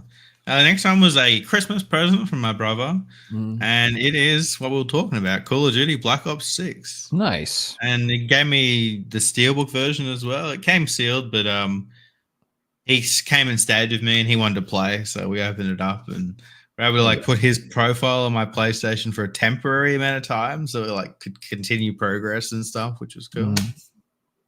Steelbook's pretty cool. Love Yeah, I'll probably pick that game up at some point. I do like and the zombies is great. Like we were playing it. We had one mode, it was like the Squid Game mode, and you had to run and stop when they turned around, and that was fun. I was having a blast playing it. Squid. I think it's in my console right now. Game. Oh, we're gonna do 1-1, but I just showed all my pickups off. Do you have more? Or are you done? Yeah, I got one more. Last one. I've been after this for a couple of years, but I haven't bought it because every single copy on eBay is the platinum version, and I only collect Black Label. Finally, I got an Australian Black Label Tekken 4. Hell yeah! And this one includes the bonus DVD, and it does have the bonus DVD as well. So it's actually a different style of case because it's got these clips. So it's quite hard to find this case, the blue memory card and everything. So yeah, especially I'm with happy that. to get it complete. It's in nice condition. And it completes my Tekken collection. So now I have every single Tekken game ever released except the new one, which I'll wait for a price drop. That's awesome. Yeah, Tekken is a series that I loved on PS1. I loved it on PS2. I liked it on PS3, PS4. Yeah, but it's probably my favorite fighting game series of all time. So I had to pick up Tekken 4. I prefer the old school versions than the new ones that have all the super moves and all that stupid crap, like the. That's not what annoys me. I don't mind that. I just hate how it used to be a progression system. Now it's a credit card system. I fucking hate that. Yeah, the new game made me sick to my stomach because you had to pay to play Eddie Gordo. And I'm like, get out of here, dude. Eddie is iconic Tekken character. If he's not included, you're insane. You have to pay to get Hayachi or something. I'm like, if you go back to Tekken 3, there's 20 characters to unlock. Do you know how you unlock them? You beat the game 20 times. Perfect. Replayability in a fighting game. That's 200 hours of content, and I'm actually going to play it, I do have Tekken on the Wii U. It's a good one. What's the Tekken on the Wii U? It's Tekken Tag Tournament 2. I see. I've got that on PS3, so I'm into the. If it's for my Nintendo collection, it's an exclusive only. Is it 2? Maybe it's 1. And it's 2. I'm pretty sure it's Tekken Tag 2. Yeah, that one's good. You know what is another actual cool version of Tekken is the 3DS version. Yeah, the DS. That's the one I don't have. You're Yeah. right. Yeah. That one's Is it dark fucking- resolution or something like I that? don't remember if the sub. No, the dark one is the PSP. It's like called Dark something. I think it's just called Tekken 3D or something. I don't fucking know. But the Tekken that's on right. 3DS. Yeah, I am after that. That's a cool one. I actually don't think I own that either now that I think about it. I need to get that. Shit. Just when I thought I was done with 3DS. Tekken Tag is my favorite one, Will, for sure. The Tekken Tag tournament. Yeah, won Tekken Tag. PS2. Oh no, Tekken 3 for me, but Tekken Tag definitely follows. That was the first game I ever got on PS2. Funnily enough. Yeah, so Tekken 3 was the one that me and my friends put the most time into. We played the shit out of Tekken 3. But when PS2 came out, that was like one of the first things we got. We got Tekken Tag and then Tekken 4. And we played the shit out of both of those. And I really like Tekken 4 because to me, it's just like a updated, fancier version of 3, but it's not like way too different. Whereas Tekken 5, 6, and everything, like the move sets changed, like they changed people's moves, and it wasn't the same. But yeah, Tekken Tag Tournament is absolutely like the best Tekken for sure. Like my favorite. Yeah, so good. So many good characters on there, and that was the first game that I experienced the whole like swapping characters mid-game type of thing. Yeah, I think I played Marvel vs. Capcom before then, maybe in the arcades. I don't remember. I'm pretty sure. Or I played one of them games. But that was the one where I actually bothered to learn how to do things. And like actually learn who combos with who. And I still know button combinations for those players. Like, hell yeah. It's 20 years later. I could still do, Nina's Williams finishing move and things like that. Eddie Gordo's moves. And Yeah, I can still play Soul Calibur like a son of a bitch too. That game I love too. Soul Calibur is my second favorite franchise for sure. My turn? Am I good? Yeah, you're up. I'm done. Yeah, well, I'm gonna do the big screen. So I think I saw Reggie pick this up, recommended it, so I had to get this. This looks so fucking cool, dude. I got Raging Bites. Nice. So what this is it's like a pixelated horror game RPG. Oh yeah, that did look cool. With like turn-based fighting and like it's like an RPG setting. It's kind of like that's what it looks like. And yeah, it says explore a dark RPG world full of secrets and survivors. And then if you look, see like the how the zombies are all standing right in there on the right, the top right there. They like move towards you and they get closer to you. And I think like the closer they get to you, the more they will bite you and kill you and shit like that. So it kind of looks neat. He says it's kind of like Resident Evil Gaiden on the Game Boy Advanced, which I thought that was neat.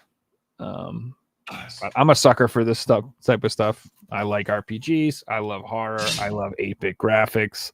Like everything about this, I was like, yeah, I have to get that game. So yeah, it's called Raging Bites, and it's cheap too. So like $29.99. And who knows what it'll be down the road. A lot of these games that are cheap just don't get released here anymore, and the Australian dollars, it's like the weakest point it's been for years. Like it's like buying a $20 game for me is like $38. It's like no. I'm always blown away by every game you buy is like $100, dude. Fucking nuts. Yeah, it's ridiculous. It like really Myth Wukong is 105, man. I don't know, man. I don't know. I don't want to be like on eBay though. They're more. Like I could sell it and make profit. Like what the fuck? It's wild. Paper money, bro. I've also been playing with my friends. We've been playing Slay the Spire, the board game. It's based on the video game, and we've been having a blast playing that. And I've been like getting back into like deck builders and stuff like that on a lot of those types of games and roguelikes. stuff that a lot of people are like, vomit. I don't want to play any deck builders. No, or I'm into those roguelike. type of games right now too. Yeah, I've been really into it, and one of the ones I wanted to pick up, which I love the first one, so I grabbed the second one. Finally, I got Darkest Dungeon 2, Nice. and this is a really nice slipcover, man. Like, I love it. Yeah, that's cool. I feel like I've got that on PS4. It got a PS4 release? The first one did. Darkest Dungeon did. I don't know if the sequel did. It might have. Okay, it must just be the first one then. It could be. I really don't know. But yeah, if you've ever played this game, it's super fun, man, and creepy and weird. And it's like, I wouldn't say it's Lovecraftian, but it kind of is, because it has like a madness meter. And I don't know why. Oh, but yeah. like, any game that you have like a madness meter reminds me of Lovecraft. You got a madness meter in Elden Ring. Okay. Yeah, I don't know what it is. It's just, I always thought that. But yeah, it's like a turn-based roguelike dark fucking game. I don't know how else to describe it, but it's awesome. I highly recommend it. It's kind of hard, but I like games that are challenging. I didn't play the first one, but I remember buying it, if it was the one I'm thinking of. And the guy in the store played it, and he was so happy that I was buying this game. And I didn't have the heart to tell him that I was just buying it to put on my collection. Well, you should try it out, dude. I don't think you'll be disappointed. It's fun, Yeah, man. I'm into that type of stuff right now, so I might give it a go. I think the next thing I'm going to play is I've never finished Red Dead Redemption 2. I'm like 60 hours in. I'm not even halfway through the story because I just go and hunt animals and look at the wildlife whenever I play it. But I want to finish that this year. So Yeah, dude, that's the type of stuff you need to focus down on. So these games, like all roguelike games, they have a weird difficulty curve because they usually are actually harder when you start, and they get easier as it goes because you get better unlocks. So just remember, if you play this game or the first game and you're like, why is this so flipping hard? It's because you don't have any good like things unlocked, and you just have to play it and die a bunch, which I know a lot of people do not like that game model. They don't like that design. I don't blame you. If you're not like someone patient and you don't enjoy dying and doing things over and over again, you probably won't like that. But also it can come I got down nothing to better like, do. you got to watch YouTube videos to see what's the best things to use and what's the best combinations and what the worst things is. I've been doing that with Balatro, and just watching these videos every night, I've gotten better at the game because I'm like, oh wait, this might look good, but the way the game works is this doesn't actually work. So you've got to, play the shitter hands because that's the combinations that work better with the cards I'm using and things like that. Yeah, you just got to play. Yeah, that's the same thing with Slay the Spire. Like it was funny. We were playing that board game. We were getting our ass beat. And I'm like, man, why is this so hard? And he's like, well, if you win, you're supposed to unlock these cards every time you play.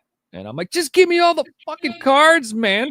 Like, screw that. I don't want to lose 6 times. Let's just give me all the cards. Let's just pretend we fucking played 5 times or whatever. Like, I want the game to be what it's supposed to be. I don't want to fucking die for a month and then get the cards. Let's just skip that shit, You can't do that in a video game, but you can do that in real life. You can just Funny you say that. Balatro's got an unlock all mode. You just play with everything. Oh, there you go. That's nice. Well, that's good because there's a lot of people that they don't want to grind. I wish fucking Binding of Isaac had that. I probably would have done that. The game is so hard to unlock everything. I'm not even having fun trying to unlock it all. It's driving me crazy. Well, funny you say that. Day one, I'm playing it. I played it for like 4 hours. I'm like, oh, unlock all. What does this do? I fucks my save. Suddenly, I got to start again. Yeah. Oh, so there should be a button that pops up and be like, warning, if you press this, you will reset or you'll lose all your progress. Oh, no. I thought it was like a separate mode and you could still keep your file separate. Well, you can have free save files, so you can start a second one and do that. But I didn't, You were just day one, a couple of hours in, I'm like, what's this button do? Yeah. That was exactly what I would have done. That sounds like the story I would tell. Like, I saw this big shiny button and I was like, boop. Fuck me. Unlock all. Yep, that sounds like a thing I want to do. Just like this episode is the Red and Stimpy. The shiny red button. The candy-like I'll be button. back in 1 second, man. Okay. And then I'll show my last pickup. It's not a game. This is, I think I saw Sean Powers and James bought this too. They were the ones that pointed me in the right direction on this. So one of the things about the PlayStation Portal that I don't like is that it's got like this terrible, where the charging port is, it's like in the back in the middle, and like it's just really awkward, and I never keep it plugged in to charge. So every time I'm like, oh, I should use my Portal, and I grab it, it's fucking dead, and I have to charge it for an hour before I can use it. And it drives me crazy. So I wanted a solution. So I saw that they got this, and I had to pick it up. I got the Power A charging station for the PS Portal. And the reason, there's lots of different versions of this, but this specific one, the reason I wanted it is, number one, it's PlayStation branded. That's right. Got to have that sweet PlayStation logo on it. And then also, I think he said that it has like a little connector thing you plug in, and it gives you the little magnetic charging port. So you just set it in the cradle and it'll charge. You don't have to actually stick the charger up inside of it. And that's good, because if the way it's like where it's located, like I didn't want to have to like jam it into a thing to charge it. It would get all scratched up and fucked up and shit. So I really prefer that little contact method where you just set it in and it charges. And Like the Switch, right? exactly. Yeah. There's no, well, that one's a pain in the ass sometimes to get it. But yeah. Yeah, I usually find the Switch to put on charge. You know, you just put it in there and it's on, which is pretty cool. But this is it's not like impossible to find it or whatever, but it was like sold out everywhere except for GameStop. So I had to buy this from GameStop, and I never buy anything from GameStop if I can avoid it. But they were the only motherfuckers that had this in stock, so I ordered it from them. And then I went on Power A's website, and they said that they would have them back in stock in February. So if you can't find this, if you are watching this at a later date and you try to find this thing and it's sold out everywhere, you can go on Power A's website at the beginning of February, and I believe you can order it directly from them if you want one. Nice. Yeah, those are my pickups. Not a lot. Funny seeing Power A branding on a PlayStation branding product, because they used to be like the third-party budget controllers. The real cheap They shitty make ones. the best charging But stuff. yeah, now dude. they're like quality branding, and the shitty ones are like the stuff you get from wish.com, blah blah blah.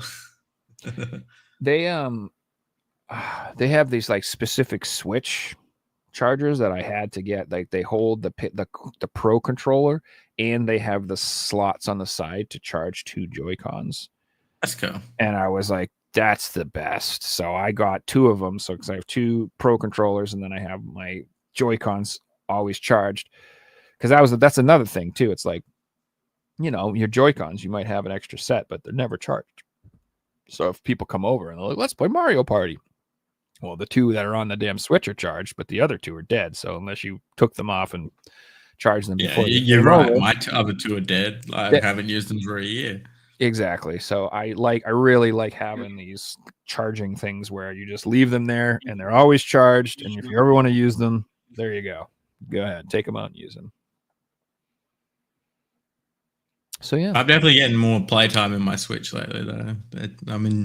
Really been enjoying having a game that I can take to bed and play for 20 minutes and then put it to the side and just use it. Like that, when I first bought the Switch, that's how I imagine I'd use it. But all the games I bought are like, you know, big RPGs that you gotta just sit down. You can't just play for 20 minutes and put it away. Even Stardew Valley, like I can't play that for 20 minutes. I have to play it for 3 hours. mm-hmm.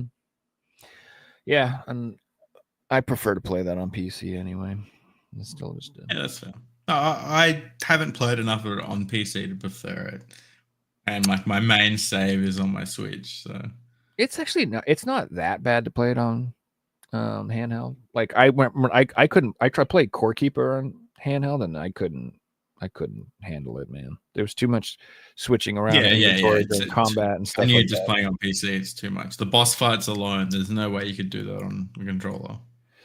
I mean, some people can, but I just felt like really awkward about it, and I don't know. I didn't enjoy it. I just prefer PC, and that's another thing too. Like, why can't we use fucking mouse and keyboard on these goddamn consoles yet? Like, did you see that one of the things they said the Switch would do is that the new Joy-Con would have like a mouse feature?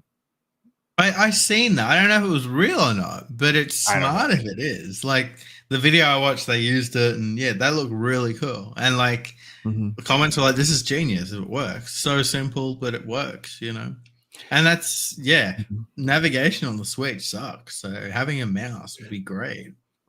It would be great. And then if they came out with a little keyboard or something, it'd be cool, man. Yeah. It'd be funny. Nintendo are the ones that don't really need to do it because it's not like you have a messenger system like PlayStation and Xbox do. I just want it for FPS games. That's my biggest hang up. Like FPS games, You can't really have it for multiplayer games because it's unfair. I don't give a shit if it's unfair. Well, it doesn't work because using a mouse compared to a controller, like the person on the mouse is going to kill the controller person. That's right. Why So I'll man have up. like aim assist in Call of Duty on Go controller. buy yourself a but not on keyboard and a PC. mouse and play like the big boys play. You should. That's what they say. Go play on a PC, but that's why they split up the servers and everything. Which is dumb. I don't know. Obviously, this is Single player understand, offline game. but I It don't makes no agree. sense not to have it. So yeah, man. That's pretty much it for this episode. This was fun. It was nice to do one like this. You guys might see, just me and Figs and Reggie a lot more often, just because I'll be honest with you guys, trying to book a guest every week is painful. It's a tough thing to do. If you haven't had the guest on the show, you don't know if it's going to run well and things like that. So sometimes it's just better to just know, if it ain't broke, don't fix it. So my biggest thing is that I there's a fine line between being persistent and being an annoying fucking asshole. And like I can't stand when I have to message people multiple times because I feel like I'm annoying them. And I hate it. I don't want to annoy people. I can't stand it. Like I really don't like it. So I just think I'm going to take a more casual approach to booking guests this year, where I'm going to be like, I'll be booking them in, but I'm not like every week we got to have somebody on here. Like that's or the case if people reach out to us that want to come on the show and we get them on the show rather than. Well, that happens too. Sometimes it's hilarious where I can't find a guest, and then all of a sudden I'll have 5 people who want to do shows the same week, and we do like 6 episodes in 6 days. It's like, what is going on? So it's it is what it is. But I just that will be slightly different going into this year. So Stay tuned. We got a big mix up for next season. We might even change the name of the show. So yeah, stay tuned. Big stuff coming in 2025 for the podcast, but we'll still be doing a show every week. It'll be fun. We got a couple of EU shows coming up too. We're gonna have Niccolo and Sebastian back on the show. Ballista just completed another full set, so I believe he's up to 14 complete power sets, which is like mind-boggling to even think about. 14 complete collections is wild. That's awesome. Yeah, I'm looking forward to that. Yeah, so we have him coming up. Niccolo from Italy is coming up. He's got a great PS4 collection. He's got a really cool YouTube channel as well, if you speak Italian. But I think you can. Does it translate to English? Does YouTube do that? I'm pretty sure it does. Yeah. Yeah. So yeah, you'll check it out. So that'll YouTube be do it automatically these days. So. And then I am working on some other guests and stuff, so you should see some cool people coming on. But it would, like I said, it's just not going to be like every week. And then like there was some weeks where I like didn't do the show because we didn't have a guest, and I don't want to do that either. I would rather do a show. So just you'll be seeing me and Figsy. It was the case of we'd have a guest booked in and it canceled, so we canceled the show. It was never usually, if we didn't have a guest, we'd usually just go on with the 3 of us. But we'd have a few weeks where we have someone booked in and things would fall through and we like just cancel the show. Yeah, We can sit here and bullshit for 2 hours, you know. True. But that being said, if you are watching right now and you are a collector and you would like to come on, we're happy to have you. So just get in touch with me or Figsy or Reggie on Instagram or Twitter or Facebook Messenger. Discord. I use as well. Discord, sure. Any of those places. Let us know. You don't have to be a famous YouTuber with 1 million subscribers or anything like that. You just be a guy who likes to collect 500,000's all games. right. What's that? I said 500,000's all right. Yeah, exactly. At least 50K though. No, I'm just kidding. But no, if you are just passionate about collecting and you have a collection and you like to come and talk about it, we would love to talk about it. Especially we want to branch out more into other systems and stuff that we haven't talked about as much. Like we're looking for Atari collectors, TurboGrafx Xbox. collectors. We would love to get some Xbox people on there. I think they avoid us like the plague because we're the name of the show. Because we're called PlayStation. They're like, well, these guys don't want us. No, we do. We want to see your Xbox stuff. We would love to see it. So, if you're into collecting, please reach out. Let us know. Also, I actually have an Xbox piece coming in the mail for my collection, so that'll be exciting. I Currently don't have. I don't think I've got any Xbox stuff in the collection. Like I have, and I've sold it, and I have, and I've sold it. But this one will be staying for a while. We've had Neo Geo collectors. We've actually had some serious Neo Geo collectors on the show. We should get them back though. I would love to get Neo Nest back on, and if you guys haven't already, please like, share, and subscribe to my channels, Joe Farad Official and Figsy Games. And we'll see you guys soon. See you next week. As I'll see you on Twitch. I've been streaming a bunch with GeoGuessr. I'm thinking about like restreaming to YouTube again. I need to work out the audio thing because I play like copyrighted music and then OBS takes it out of my Twitch streams. I don't know if it works like that for YouTube, but if it does, I'll multi-stream and go from there. Should be fun. Sweet. Sounds good. Then, guys. everybody has a great rest of the night. And looking forward to seeing you more in 2025. Later. Yes.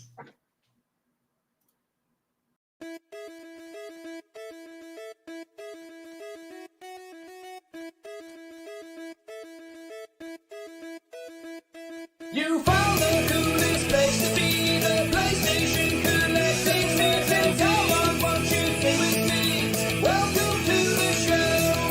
Gather round the boys and girls, collectors from around the world. Let's show the people what they need to know. Welcome to the show. Gonna talk again, but we got the best. Gonna put their knowledge to the test. Gonna laugh and eat, gonna live the dream. Gonna show you things you've never seen. Gonna sing the song, gonna break the song, gonna rock this party all night long. So come on everybody, let me see you dance. Get yourself ready, you got one more chance. You found the coolest place to be.